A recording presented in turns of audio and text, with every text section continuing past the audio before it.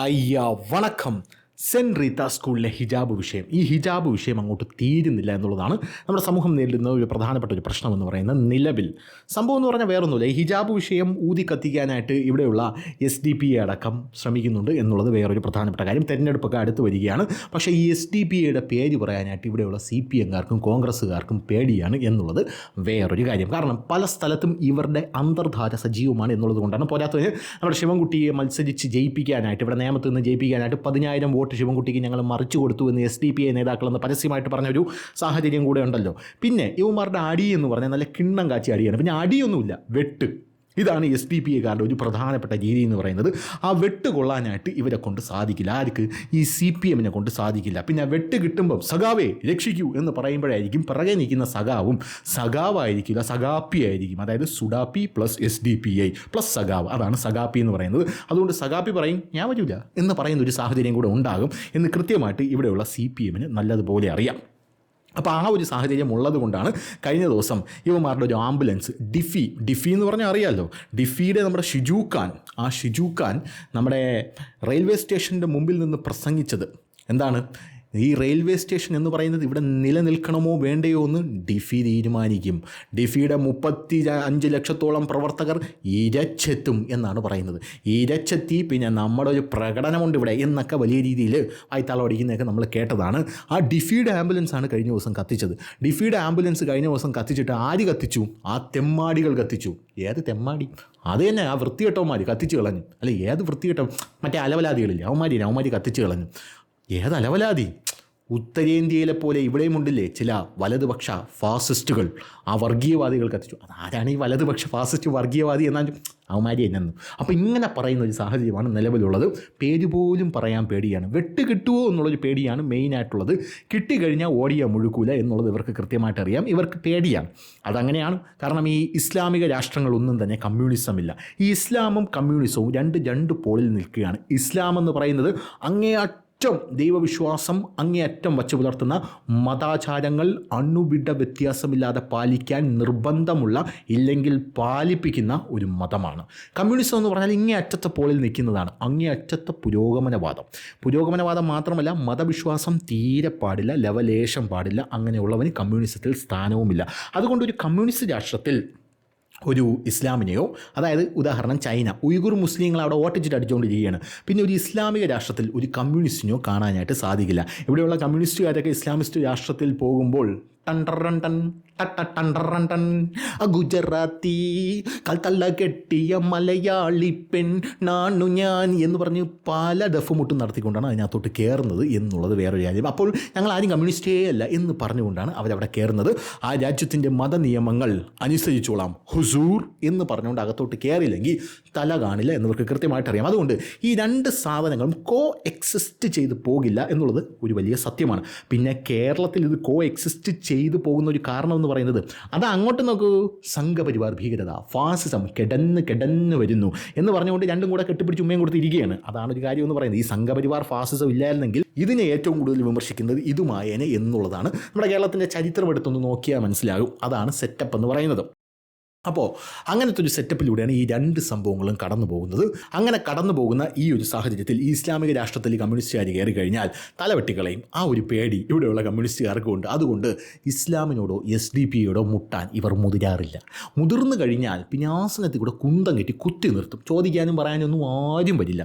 കാരണം അങ്ങനത്തെ ഒരു സാമൂഹിക സാഹചര്യത്തിലൂടെയാണ് നമ്മൾ കടന്നു പോകുന്നത്. അതുകൊണ്ടാണ് ഹിജാബ് വിഷയമൊക്കെ വന്നപ്പോൾ നമ്മുടെ ശിവൻകുട്ടിയാണ് ആരെ സപ്പോർട്ട് ചെയ്തത്? ഇവരെ സപ്പോർട്ട് ചെയ്തത്. ആരെ? ഈ സുഡാപ്പികളെ സപ്പോർട്ട് ചെയ്തത്. ഈ സുഡാപ്പികളുടെ പേര് പോലും പറഞ്ഞിട്ടില്ല, SDP പേര് പോലും പറയാതെ ഇത് എങ്ങനെ നമുക്ക് സംഘപരിവാറുമായിട്ട് കൊണ്ട് ബന്ധിപ്പിക്കാം, അങ്ങനെ കൊണ്ട് നമുക്കിത് ബന്ധിപ്പിച്ചാൽ മാത്രമേ നമുക്കിവിടെ ഒരു നിലനിൽപ്പുള്ളൂ എന്നാണ് ഇവർ ചിന്തിച്ചുകൊണ്ടിരിക്കുന്നത്. സംഘപരിവാറുമായിട്ട് നമുക്ക് എങ്ങനെയെങ്കിലും ഇതിനെ ബന്ധിപ്പിക്കണം. ഇത് ബന്ധിപ്പിക്കാനായിട്ട് പല വഴികളും നോക്കി. കാസയെ പിടിച്ച് നോക്കി. പിന്നെ ഷോൺ ജോർജ് അവിടെ വന്നില്ലേ എന്നുള്ളൊരു സെറ്റപ്പൊക്കെ ഇവർ ഇറക്കി നോക്കുന്ന ഒരു സാഹചര്യമൊക്കെ ഉണ്ടായിരുന്നു. യഥാർത്ഥത്തിൽ ഇവിടെ നടന്നത് ചെറിയൊരു രീതി പറയുകയാണെങ്കിൽ, കഴിഞ്ഞ ദിവസം TG ഒരു വീഡിയോ ഉണ്ടായിരുന്നു, നമ്മുടെ TG മോഹൻദാസിൻ്റെ. TG വളരെ വ്യക്തമായിട്ടുള്ളൊരു ഉദാഹരണം അതിനകത്ത് പറയുന്നുണ്ട്. വളരെ കുറിക്കൊള്ളുന്ന ഒരു ഉദാഹരണമാണ്. ഇപ്പോൾ കേരളത്തിൽ നടക്കുന്ന എന്താണ്? അതായത് ഹിജാബ് വേണം എന്ന് പറഞ്ഞ് ഈ സുഡാപ്പികൾ വാശി പിടിക്കുകയാണ്, അങ്ങേയറ്റം വാശി പിടിക്കുകയാണ്. പക്ഷേ മതേതര സമൂഹമാണ്. ഈ മതേതര സമൂഹത്തിൽ ഹിജാബ് വേണം എന്ന് പറയുന്നതിനെക്കാട്ടിലും വേണ്ട എന്ന് പറയുന്നതാണ് യഥാർത്ഥത്തിലുള്ള മതേതരത്വം. അതായത് ഒരു സ്കൂളിൽ പോകും, പോകുമ്പോൾ അതിൻ്റെ ടേംസ് ആൻഡ് കണ്ടീഷൻസ് അനുസരിച്ച് പോകണം. അപ്പോൾ എൻ്റെ മതവസ്ത്രം ഞാൻ എന്ത് ചെയ്യുന്നു, ഒന്ന് ഊരി വയ്ക്കുന്നു. അത് മാത്രമേ ഉള്ളൂ. അതാണ് യഥാർത്ഥ മതേതരത്വം എന്ന് പറയുന്നത്. അത് ഞാൻ എന്ത് ചെയ്യുന്നു, ഒന്ന് ഊരി വയ്ക്കുന്നു. അതിന് ഇവർ തയ്യാറല്ല എന്നുള്ളത് ഒരു പ്രധാനപ്പെട്ട കാര്യം. അപ്പോൾ ഇവിടെ നടക്കുന്നതെന്ന് പറഞ്ഞാൽ ഒരു പിടിച്ചോറിക്കാരൻ കഴുത്തിൽ കത്തി വെച്ചിട്ട് എടാ പേഴ്സ് എന്ന് പറയുന്ന ആ ഒരു സാഹചര്യത്തിൽ അപ്പുറത്ത് നിൽക്കുന്ന ആൾ പറയുന്നു, ആ പേഴ്സ് അങ്ങ് എടുത്ത് കൊടുത്തേരെ ചേട്ടാ, എന്തിന് ചേട്ടാ നമുക്ക് വേണ്ടാത്ത വലി എന്ന് പറയുന്നത് പോലെയാണ് ഈ കേസ് ഇവിടെ ഉണ്ടായിരിക്കുന്നത് എന്ന് കൃത്യമായിട്ട് TG മോഹൻദാസ് അദ്ദേഹത്തിൻ്റെ വീഡിയോയിൽ പറയുന്നുണ്ടായിരുന്നു. വളരെ ക്ലിയറാണ്. അതുപോലെയാണ് ഈ ഹിജാബ് അതങ്ങ് അനുവദിച്ച് കൊടുക്കുന്നത്. വെറുതെ എന്തിനാണ് ഈ പൊല്ലാപ്പ്? ഇനി ഈ ഹിജാബ് അനുവദിച്ച് കൊടുത്ത് ഇതൊരു എസെൻഷ്യൽ റിലീജിയസ് പ്രാക്ടീസ് അല്ല. അനുവദിച്ച് കൊടുക്കുമ്പോൾ വേറെ എന്തെങ്കിലും കൊണ്ട് ഒരു സ്കൂളിലും കോളേജിലും വരും. ഈ സുഡാപ്പികൾ SDPA സ്കൂളിലും കോളേജിലും വരും. എന്നിട്ട് അത് അനുവദിച്ച് കൊടുക്കണമെന്ന് പറയും. അപ്പോഴും പറയും അതങ്ങ് അനുവദിച്ച് കൊടു ചേട്ടാ, അതങ്ങ് അനുവദിച്ച് കൊടു. അല്ലെങ്കിൽ പിന്നെ ഈ നമ്മൾ എന്തിനാണ് വെറുതെ സമാധാനം അന്തരീക്ഷമൊക്കെ തകർക്കുന്നത്? അപ്പോൾ വേറൊരെണ്ണം കൊണ്ടുവരും. അതും എസെൻഷ്യൽ റിലീജിയസ് പ്രാക്ടീസ് അല്ലെങ്കിൽ കോടതിയിൽ പോയി അതിനെ എസെൻഷ്യൽ റിലീജിയസ് പ്രാക്ടീസ് ആക്കിയിട്ട് അതും വേണം എന്ന് പറഞ്ഞുകൊണ്ട് രംഗത്തെത്തുന്ന കാഴ്ച നമുക്ക് കാണാനായിട്ട് സാധിക്കും. പിന്നെ TG ലാസ്റ്റ് പറയുന്നൊരു ഡയലോഗുണ്ട്, എന്തായിരുന്നാലും അഴിമുഖത്തെത്തി, ഇനി ഫ്രണ്ടിൽ ആഴക്കടലാണ്, ഫേസ് ചെയ്യുക എന്നുള്ളതല്ലാതെ വേറെ ഒരു മാർഗവുമില്ല. വളരെയധികം ഗ്രാവിറ്റി ഉള്ളൊരു വാക്കുകളാണ്. അപ്പോൾ നമ്മളതാണ് പറഞ്ഞു വരുന്നത്. അപ്പോൾ കഴിഞ്ഞ ദിവസം നമ്മുടെ മന്ത്രിയായിട്ടുള്ള ബിന്ദു ഇതിന് ഒരു പിന്തുണ കൊടുത്തേക്കുക. ഒരു പുരോഗമന സമൂഹത്തിലാണോ നമ്മൾ ജീവിക്കണമെന്ന് പറഞ്ഞ് പുറത്തശ്ശേരി നടക്കുന്ന ഒരു പരിപാടിയിൽ ഒരു സാധാരണ പെൺകുട്ടി ഈ പാവപ്പെട്ട പിഞ്ചു കുഞ്ഞുങ്ങളെയൊക്കെ എന്തിനാണ് ഈ പൊളിറ്റിക്സിലേക്ക് വലിച്ചു കൊണ്ടുവരുന്നത് എന്നറിയില്ല, ഈ മതചിഹ്നവും ഇട്ടുകൊണ്ട് വന്നിട്ട് എൻ്റെ ഹിജാബ് കാണുമ്പോൾ പേടിയാകുന്നവരുടെ മുമ്പിൽ ഞാനിത് സമർപ്പിക്കുന്നു എന്ന് പറഞ്ഞാൽ വലിയൊരു മുട്ടക്കാട്ടം പ്രസംഗമൊക്കെ നടത്തിയിട്ടുണ്ട്. ഈ പ്രസംഗമൊക്കെ നടത്തി അതിന് സമൂഹത്തിൽ സുഡാപ്പികൾ വലിയ കയ്യടിയും കാര്യങ്ങളൊക്കെ കൊടുത്തിട്ടുണ്ട്. കാരണം ഇവന്മാരിവിടെ അതിഭീകരമായിട്ട് പല മേഖലകളിലും കയറി മെഴുകുകയാണ് എന്നുള്ളതാണ് വേറൊരു കാര്യം. അങ്ങനെ പല മേഖലകളിലും മെഴുകിയിട്ടുണ്ട്. പല മേഖലകളിലും ഇവർ പ്രഷർ ചെയ്യാനായിട്ട് ശ്രമിക്കും. അതാണ് ഇവരുടെ ഒരു തന്ത്രം. കാരണം ഒരു ജനാധിപത്യ രാജ്യമുണ്ട്, തല ഡുമ്മെന്ന് പറഞ്ഞ് വെട്ടാൻ പറ്റില്ല. കാരണം ഭരണഘടനയുണ്ട്, പിന്നെ ജുഡീഷ്യറി ഉണ്ട്, പിന്നെ മുകളിൽ നരേന്ദ്രമോദി അമിത്ഷായും ഇരിപ്പുണ്ട്. അപ്പോൾ ഇതുകൊണ്ട് നമുക്ക് തല ബും എന്ന് പറഞ്ഞ് വെട്ടാൻ കഴിയില്ല. ജോസഫ് മാഷിൻ്റെ കൈ വെട്ടിയ പോലെ അങ്ങനെ വെട്ടിക്കളയാനൊന്നും കഴിയും. അതുകൊണ്ട് പ്രഷർ ചെയ്യാം.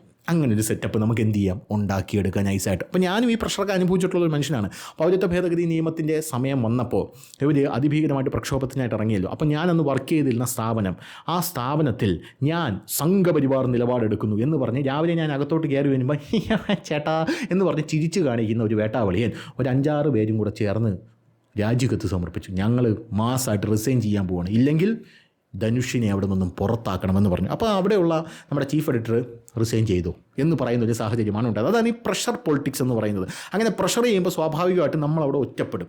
നമ്മളവിടെ ഒറ്റപ്പെടുമ്പോൾ നമുക്ക് തോന്നും എന്തിനാണ് ഈ വയ്യാവേലിയും പണ്ടാരമൊക്കെ, ഈ വെറുതെ ജീവിച്ച് പോവാം, എങ്ങനെയെങ്കിലുമൊക്കെ ജീവിച്ചു എന്ന് പറഞ്ഞ് നമ്മൾ എന്ത് ചെയ്യും, ഇവരുടെ മുമ്പിൽ നമ്മൾ പോലും അറിയാതെ നമ്മളെ തന്നെ അടിയറവ് വെച്ച് നമ്മൾ ജീവിക്കാനായിട്ട് തുടങ്ങും. ഇതാണ് സെറ്റപ്പ് എന്ന് പറയുന്നത്. കൃത്യമായിട്ട് മനസ്സിലായി സുഡാപ്പിടേ നിൻ്റെ അടുത്ത് തന്നെ പറയുന്നത്. ഇതാണ് സെറ്റപ്പ് എന്ന് പറയുന്നത്. അപ്പോൾ ഈ പെൺകുട്ടിയെ കൊണ്ടുവന്ന് കളിച്ച ഈ ഒരു നാടകത്തിന് നമ്മുടെ ടോമി സെബാസ്റ്റ്യൻ അദ്ദേഹം എല്ലാ മതത്തിനെയും വിമർശിക്കും. ഭഗവത്ഗീതയൊക്കെ അച്ചമുച്ചം വിമർശിച്ചിട്ടുണ്ട്. ഞാനും അദ്ദേഹമായിട്ട് ചർച്ചയ്ക്കൊക്കെ ഒരുപാട് ഇരുന്നിട്ടുണ്ട്. അദ്ദേഹം ഒരു ഫേസ്ബുക്ക് പോസ്റ്റ് ഇട്ടിട്ടുണ്ട്. വളരെ ലോജിക്കലായിട്ടുള്ളൊരു ഫേസ്ബുക്ക് പോസ്റ്റാണ്. അത് വായിച്ചപ്പോൾ എനിക്ക് അങ്ങനെയാണ് തോന്നിയത്. അദ്ദേഹം പറയുന്നത് തട്ടമിട്ട കുട്ടിയെ കണ്ടിട്ട് സാധാരണ ആർക്കും പേടി തോന്നിയില്ല. അതായത് തട്ടമിട്ട പെൺകുട്ടിയെ കണ്ടാൽ ആർക്കും പേടി തോന്നില്ല. പക്ഷേ പേടി തോന്നുന്ന കുറേ ആളുകൾ ഇവിടെയുണ്ട്. അവരുടെ പേടി ഒന്ന്, ഈ തട്ടമിട്ട പെൺകുട്ടി സ്റ്റേജിൽ കയറുമോ എന്നുള്ളതാണ്. വാ, എന്തൊരു പോയിൻ്റാണെന്ന് നോക്കണേ. ഈ തട്ടമിട്ട പെൺകുട്ടി സ്റ്റേജിൽ കയറി കഴിഞ്ഞാൽ ആകാശം ഒടിഞ്ഞ് വീഴും, അയ്യോ പിന്നെ നമ്മൾ ജീവിച്ചിരുന്നിട്ട് കാര്യമില്ല. അത് അവരുടെ ഒരു പേടിയാണ്. അതിനെതിരെ ഇവിടെ ആരെങ്കിലും മിണ്ടൂല. മിണ്ടരുത്, മിണ്ടാൻ പാടില്ല. അത് അനുവദിച്ച് കൊടുക്കണ്ടേ ചേട്ടാ, അത് അവരുടെ സെറ്റപ്പല്ലേ എന്നുള്ള രീതിയിൽ ഞാൻ നേരത്തെ പറഞ്ഞ പോലെയാണ് കാര്യങ്ങളുടെ പോക്കെന്ന് പറയുന്നത്. ഇനി പെൺകുട്ടി സ്റ്റേജിൽ കയറി എന്നതാണ്. 2 ആൺകുട്ടികൾ ധരിക്കുന്നത് പോലെ പാൻസ് ധരിച്ചിരിക്കുന്നു എന്നതാണ് അടുത്ത പേടി. ഒന്ന് സ്റ്റേജിൽ കയറുമോ എന്നുള്ള പേടി, പിന്നെ പാൻറ്റെങ്ങാനും ധരിച്ചു കളയൂ എന്നുള്ളതാണ് അടുത്ത പേടി. ഇനി 3 അന്യപുരുഷന്മാരുള്ള സ്ഥലത്ത് പിതാവിൻ്റെയോ സഹോദരൻ്റെയോ ഒപ്പമില്ലാതെ നിൽക്കുന്നു എന്നതാണ് അടുത്ത പേടി. മനുസ്മൃതിയൊക്കെ നോക്കിയിട്ട് ഞാൻ സ്ത്രീ സ്വാതന്ത്ര്യം അർഹത എന്ന് പറയുന്നത് കേട്ടില്ലേ.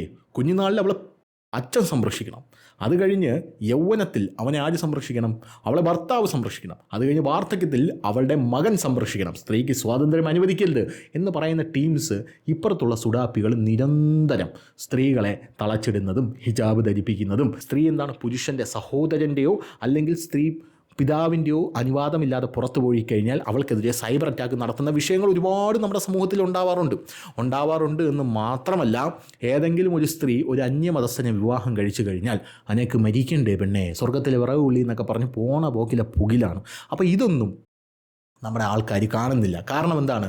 നമ്മളത് കാണേണ്ടത് സമാധാന അന്തരീക്ഷം തകർക്കേണ്ട. അതുകൊണ്ടാണ് സമാധാന അന്തരീക്ഷം നമുക്ക് തകർത്ത് കഴിഞ്ഞാൽ, ഞാൻ നേരത്തെ പറഞ്ഞ പോലെ ഒരുത്തൻ കഴുത്തിന് കത്തി വെച്ചിട്ട് പേഴ്സ് കടാന്ന് പറയുമ്പോൾ അതങ്ങ് എടുത്ത് കൊടുത്തു കഴിഞ്ഞാൽ കാര്യങ്ങൾ തീരുമല്ലോ എന്ന് പറയുന്നത് പോലെയാണ് നമ്മുടെ കാര്യങ്ങൾ, കേസ് മുന്നോട്ട് പോകുന്നത് എന്നുള്ളതാണ് നമുക്ക് മനസ്സിലാക്കാൻ സാധിക്കുന്നത്. ഇനി അടുത്തത്, മുൻപ് ആരോഗ്യരംഗവുമായി ബന്ധപ്പെട്ട ഒരു ഫ്ലാഷ് മോബിൽ ജസ്ന എന്നൊരു പെൺകുട്ടി ഇതേപോലെ തട്ടമൊക്കെ ഇട്ട് ഏതാനും ചുവടുകൾ വെച്ചു. പിന്നെ അവൾക്ക് സംഭവിച്ചത് എല്ലാവരും കണ്ടതാണ്. തെറി അഭിഷേകങ്ങൾ കൊണ്ട് പൊതിഞ്ഞത് നിങ്ങളുടെ തന്നെ മത നേതൃത്വമായിരുന്നു. 10ാം ക്ലാസ്സിൽ ഉന്നത വിജയം നേടിയ പെൺകുട്ടിയെ സ്റ്റേജിൽ വിളിച്ച് അഭിനന്ദിച്ചതിന് അവളെ അപമാനിച്ചിറക്കി വിട്ടത് നിങ്ങളുടെ മതപുരോഹിതനായിരുന്നു. പെൺകുട്ടികൾ പാൻസ് ധരിച്ചാൽ അവൾ വേശ്യയാണ് എന്ന് പറഞ്ഞത് നിങ്ങളുടെ ഉന്നത വിദ്യാഭ്യാസ സ്ഥാപനത്തിൻ്റെ പ്രിൻസിപ്പാളായിരുന്നു. കുട്ടി ഇപ്പോൾ ധരിച്ചിട്ടുള്ളത് പോലെയുള്ള ജെൻഡർ ന്യൂട്രൽ വസ്ത്രധാരണത്തിനെതിരെ ഉറഞ്ഞു തുള്ളിയവർ പാണക്കാട് തങ്ങൾ മുതൽ MK മുനീർ വരെയുള്ളവരായിരുന്നു. സഹോദരനും പിതാവിനുമൊപ്പം അല്ലാതെ പുറത്തിറങ്ങിയ പെൺകുട്ടികളെ അച്ചടക്കം പഠിപ്പിക്കാൻ വേണ്ടി ഇറങ്ങിത്തിരിച്ചവർ നിങ്ങളുടെ മതപഠനശാലകളിൽ നിന്നും പഠിച്ചിറങ്ങിയവരായിരുന്നു. കുട്ടി ധരിച്ചതിനേക്കാൾ കൂടുതൽ ഇസ്ലാമിക വസ്ത്രം ധരിച്ച ഒരു വൃദ്ധ മണാലിയിൽ വെച്ച് മഞ്ഞു കണ്ട സന്തോഷം പങ്കുവച്ചപ്പോൾ അന്ന് ഭയപ്പെട്ടത് നിങ്ങളുടെ മത നേതൃത്വം എല്ലാം ഒരുമിച്ചായിരുന്നു. പിതാവിൻ്റെയോ സഹോദരൻ്റെയോ ഒപ്പമല്ലാതെ ഒരു സ്ത്രീ പൊതുസ്ഥലത്ത് വരുന്നത് അനിസ്ലാമികമാണെന്ന് പറഞ്ഞത് നിങ്ങളുടെ കാന്തപുരം ഉസ്താദ് തന്നെയാണ്. പർദ്ദ ധരിക്കാതെ പുറത്തിറങ്ങുന്ന മുസ്ലിം സ്ത്രീകൾ വ്യഭിചാരിണികൾ എന്ന് പറഞ്ഞത് നിങ്ങളുടെ ഒരു പണ്ഡിതനായിരുന്നു. തലയിൽ തട്ടം ധരിച്ചിട്ടും VP സുഹറയ്ക്കെതിരെ അധിക്ഷേപം നടത്തിയത് നിങ്ങളുടെ മതപുരോഹിതരായിരുന്നു. കുട്ടി അവരോട് ചോദിക്കൂ, എന്നെ കണ്ടിട്ട് പേടിയാവുന്നുണ്ടോ എന്ന്. ഇതിൽ കൂടുതലൊന്നും ഇതിനകത്ത് പറയാനില്ല എന്നുള്ളതാണ് കാര്യം. അറുത്ത് മുറിച്ച് കൃത്യമായിട്ട് പറഞ്ഞിട്ടുണ്ട്. എന്താ പേടിയാണോ എന്നുള്ളത്. അപ്പോൾ ശരി.